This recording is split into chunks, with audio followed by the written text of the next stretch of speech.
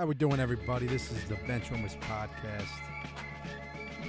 I'm Austin Medina. I'm here with Luke McCracken. And college football, the playoff is officially set. Oklahoma, number 4.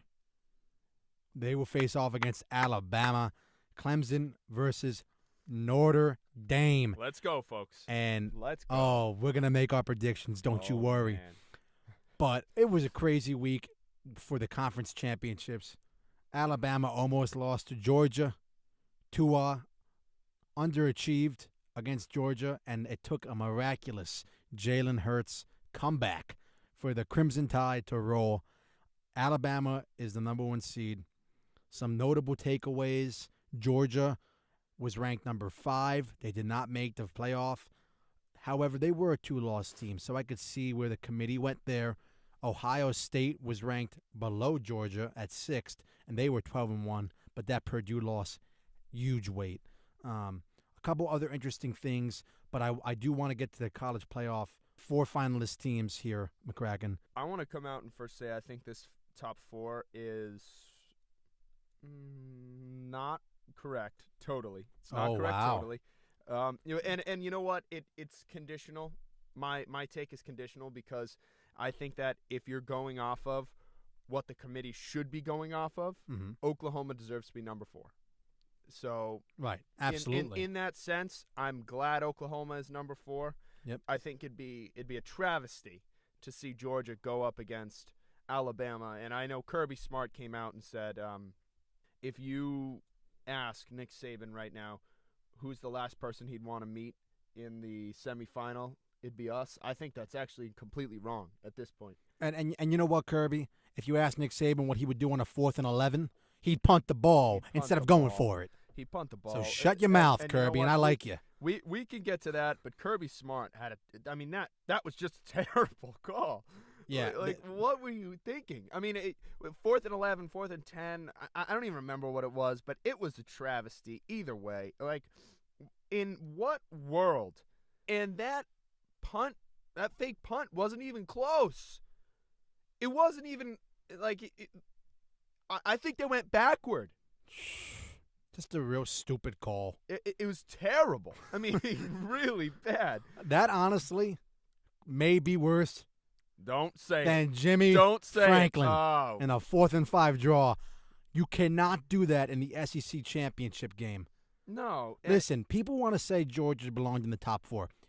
And I love Georgia. You know, I was a big Bulldog fan in the beginning of the year. Absolutely. That loss to LSU, you couldn't defend. Now, okay, they competed with Alabama. You were up 2 touchdowns.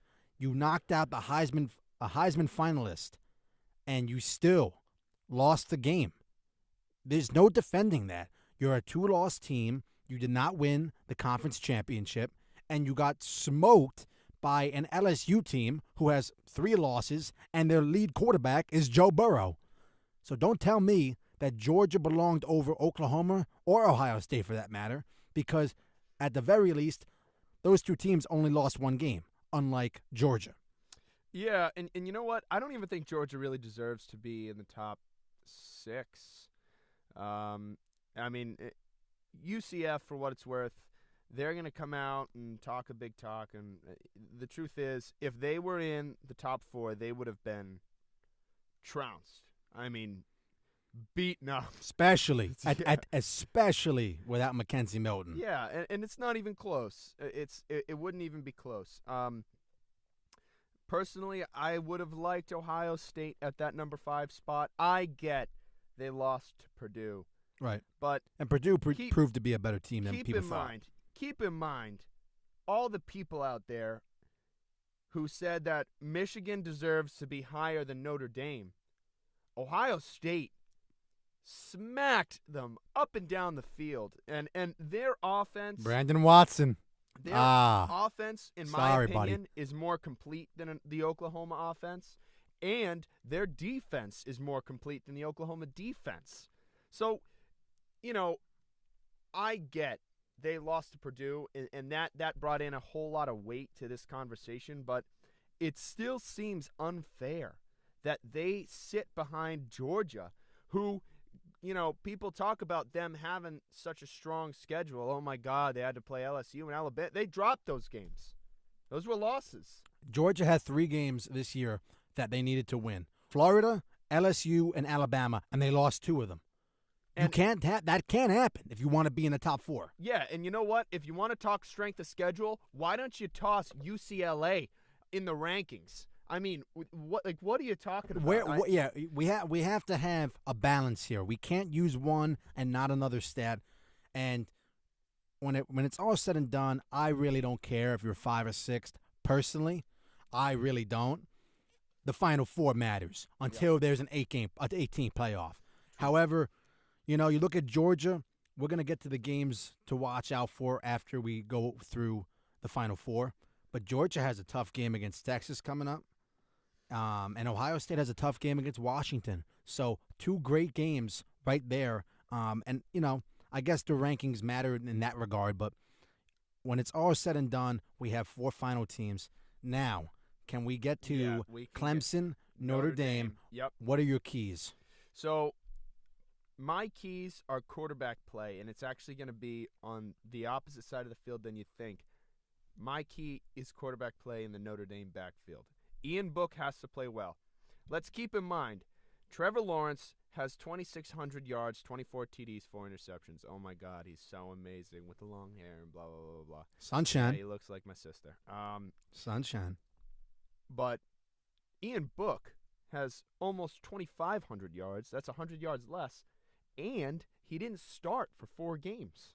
What I'm seeing here, I mean, and Notre Dame hasn't had that kind of balance in a long time. No. Everett Golson, when they went in 2012, Everett Golson just going to say they did not have that. Did not have that quarterbacking balance, and it showed. They got whooped up on the ground game. They couldn't set the tone on the ground, and Everett Golson couldn't throw. Right. But so that's going to be my key for Notre Dame. Ian Book needs to come out confident, throwing around. No more, oh, he's hurt, or, oh, he looked off this, or he didn't have that. He's going to have to rely on his defense. No, this offense needs to have their own identity and come out and throw around in order to keep up with a Clemson offense who, in my opinion, hasn't faced a really great defense yet. Pittsburgh was probably one of the better defenses they've faced. Right. Even in a Syracuse team, they didn't have a great defense. Right. So I think that this is going to be one of the biggest defensive tests this offense has. And so for Clemson, it's going to be getting it started on the ground. Right. I'm going in a similar route for you. I want to make a point real quick. For all those betting on this game, take Notre Dame, take the over. And here's why. Clemson's defensive line is arguably the greatest I've ever seen. Definitely the greatest in the country. Their defensive line in Clemson. Mm-hmm. They are going to face the toughest offensive line of all season. And Notre Dame is down Alex Bars.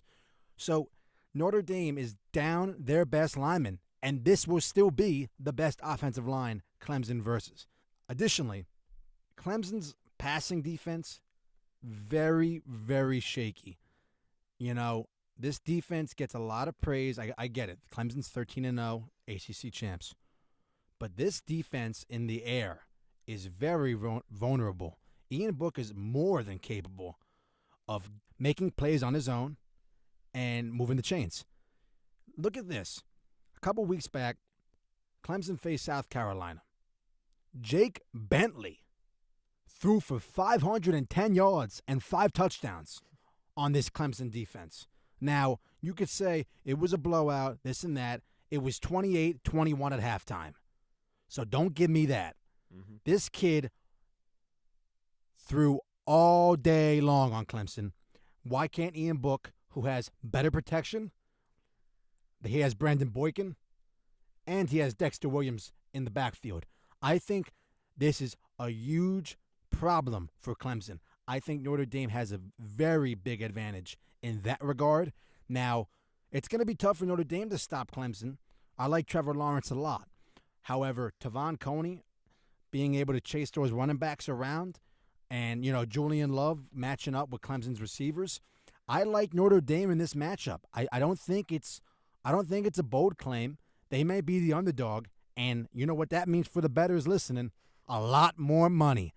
Bet on Notre Dame because the Irish are legit this year, and this is a huge trap game for Clemson because a lot of these scouts and analysts are going to say Clemson has this game and the committee wants to see Alabama Clemson another time. Right. It's not going to happen.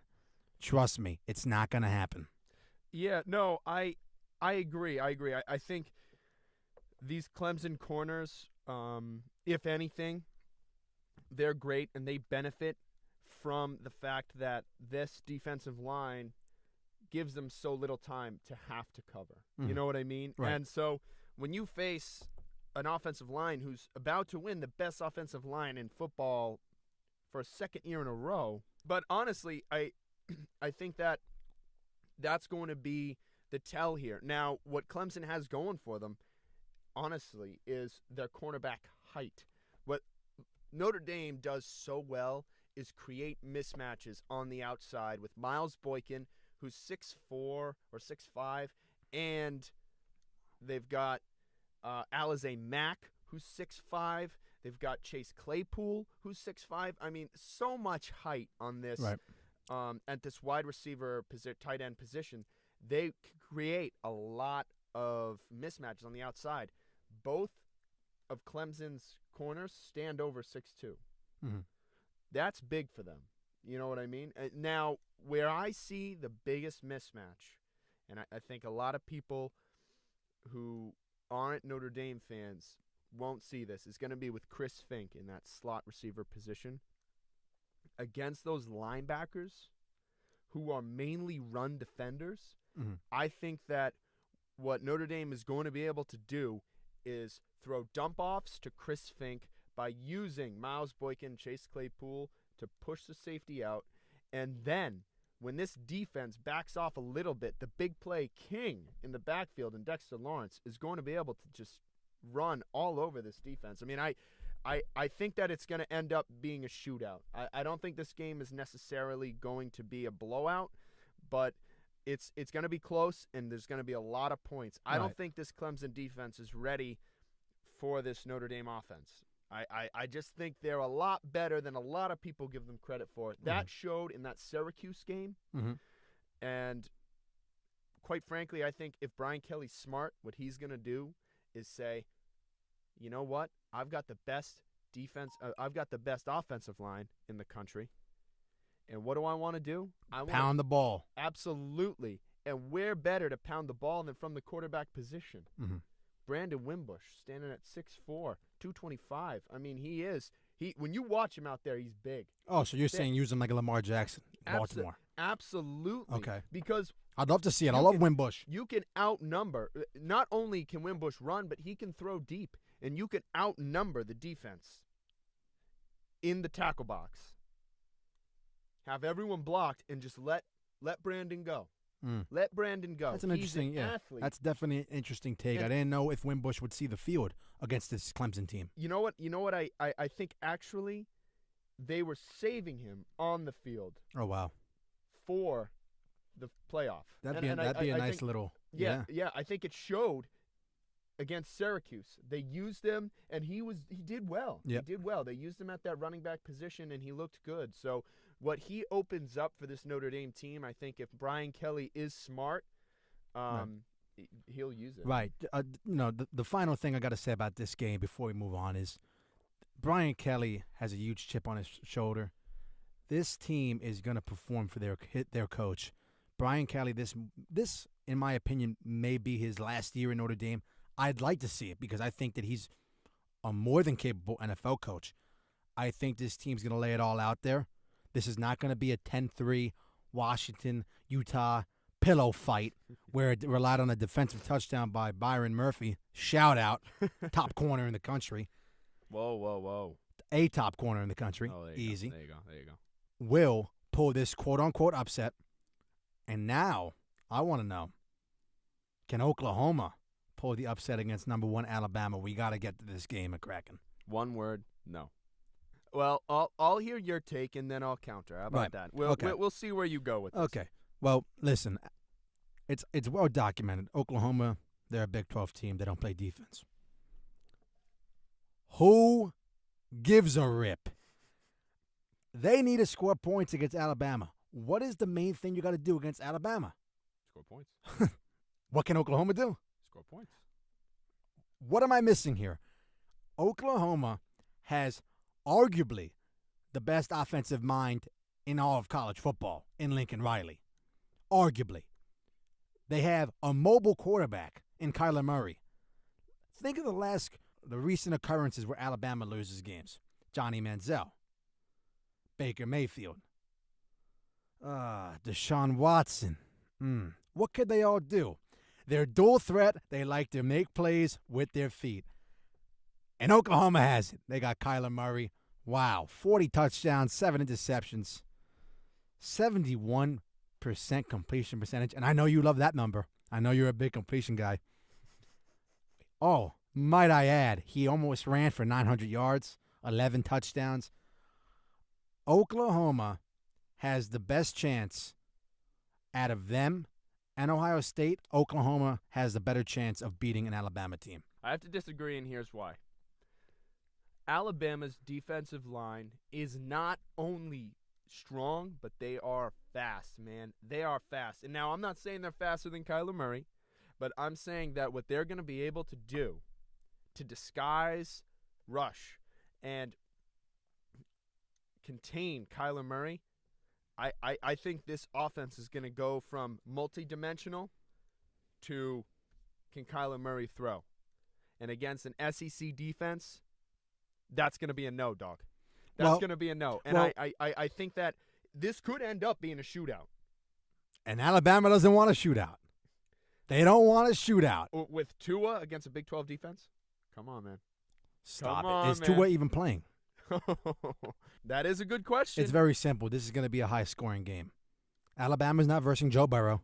That is okay. Alabama's not versing Steedham from Auburn. So that is my key to this game.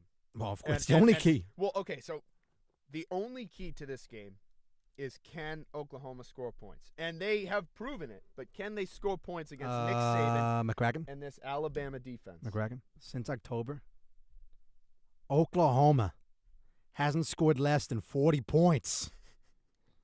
Oh, I'm sorry. In the only loss of the season to Texas, they avenged, and they only scored 39 last week against Texas. They beat the Longhorns 39-27, horns down. Oklahoma, I'm not saying they're going to win, but this will not be a blowout, folks. This is going to be a real interesting game. I think it will end up being a 10-point win for Alabama. I'm going to predict 38-28. 38-28. Alabama. I think it's going to be higher. I'm thinking up close to 50s. If Jalen Hurts is in the game, it's going to be all about defense.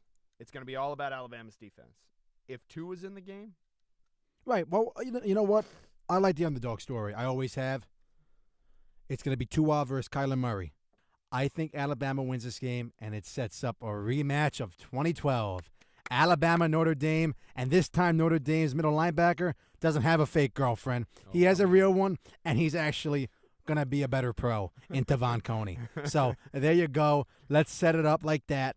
And I can't wait for both games. And it's just a reminder, the games aren't until December 29th. I'm going Notre Dame, Alabama.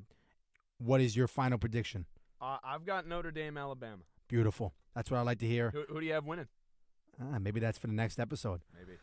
Now, I want to get the games to watch here because, of course, the college football playoff is interesting. Of course, it's entertaining. Of course, we want to see who wins it all. But do you see these bowl games? On next week's episode, we're going to go down every game, and we're going to predict final scores. But this week, I have 4 games that I'm looking out for, McCracken. And it all starts with the Alamo Bowl. The Benchwarmers podcast, if we had the funds, we would be traveling to this game because it is our favorite 2 teams of the year. And the committee obviously has been listening because now Iowa State, the Cyclones, face off with Gardner Minshew and the Washington State Cougars in the Alamo Bowl. I am extremely excited for this game. Iowa State plays phenomenal defense. They're always in the game. They always play upset. Gardner Minshew spreads it 5 wide, airs it out. This game is so intriguing. In a sentence, what are you looking for? And in a sentence, who's winning this game, McCracken? Let's look back, and I mean, we both know. We don't really talk about this game. This game actually didn't really happen, but if we look at the snow game. Oh, that was abysmal. They should have canceled that day. Don't do it. It actually didn't even happen. That day does not exist in reality. But if it did, let's look back at that game, and let's think about that Washington State defense. I think that these Iowa State corners are better than a lot of the defenses that Gardner Minshew has faced. Now, not better Washington. than the Huskies. No, not better than the Huskies. Definitely not. Definitely not. Murph. I mean, sheesh. And Ben Burke-Irvin, what a linebacker. Love that name. But this Iowa State team plays phenomenal defense, especially in the secondary in turnovers. Now, what I see from this game is a steady I think that Washington State is going to come out swinging. Iowa State's going to stay back, throw a couple over the top to our man, Hakeem Butler. Thank you. I think that this offense has enough to stay with Washington State with David Montgomery pounding the rock. I don't think it's going to be very high scoring because the way that Iowa State's going to play it, if they're smart, they're going to play good defense. They're going to turn the ball over, and then they're just going to run the clock out. Don't let Washington State get enough possessions to run the score up, And I think that they have enough big play ability with Hakeem Butler and Brock Purdy throwing the football that I think Iowa State's going to take this one. And I don't think it's going to be a blowout. I think it's actually going to be decided in the last 5 minutes of the game. Right. So, very briefly, I'm changing my colors here. I'm going with Washington State. And it's really a personal thing for me. Washington State was a top 8 team in the country. A pass-heavy offense got thrown into the snow and had to face an elite Huskies defense, and that crippled them. If Washington State would have had even decent weather, they would have beat the Huskies. Oh, by a million. And they arguably would have been the 7th best team in the country today. I think Mike Leach and the Cougars come out, prove their worth, show that they were legit the entire season, that game doesn't define them.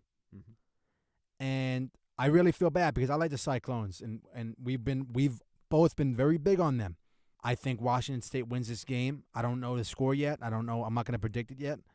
But I really like the Cougars in this game, and it's going to be a great game either way. Yeah, and I think Gardner Minshew and the Washington State Cougars are going to win this game. And Minshew, before declaring for the NFL draft, takes a bowl game victory with him. And it really just solidifies himself as a top quarterback prospect in the upcoming draft. Another game we have to look out for is our national champions, UCF, without Mackenzie Milton. So they're going to have a bad quarterback, but they're going up against the worst quarterback. I don't even know who's at UCF, but they're going up against Joe Burrow and the LSU Tigers and Coach O.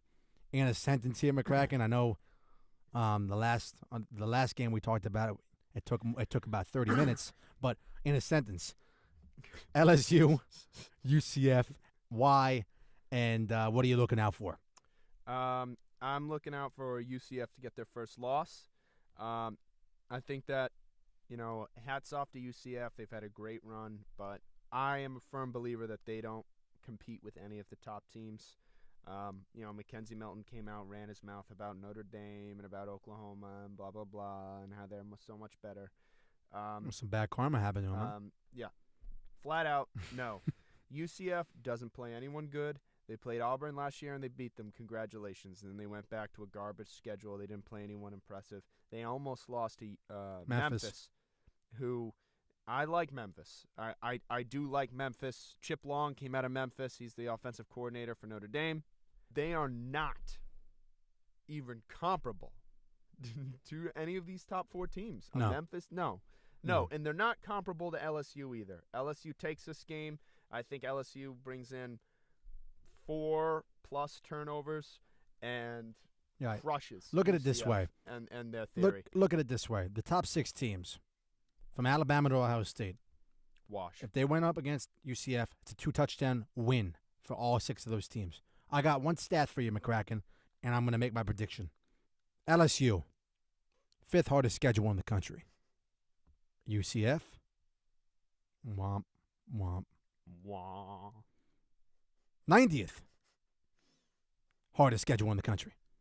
And they both have mediocre quarterback play because UCF's quarterback got hurt. So that negates itself, and LSU has played tougher competition.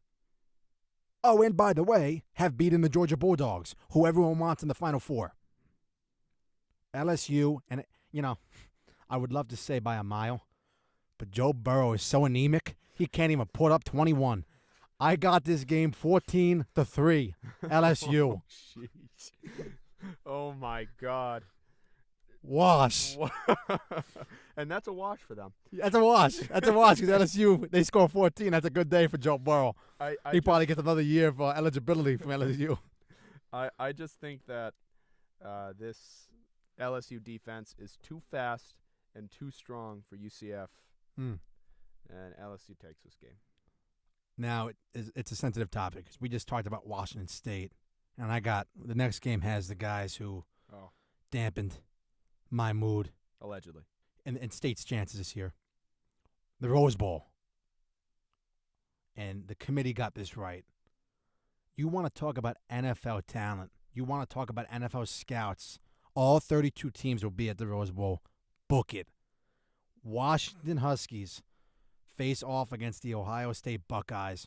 Washington comes in as number 9 in the country. Ohio State 6th, as we mentioned. This game has so much draft stock implications. What are you looking for in this game, correct? Dwayne Haskins walks into the Rose Bowl and beats Washington, who, in my opinion, even if they don't have the best talent in their secondary, their cornerback coach is so good at churning out NFL caliber talent. They always have an edge in their secondary. Mm-hmm.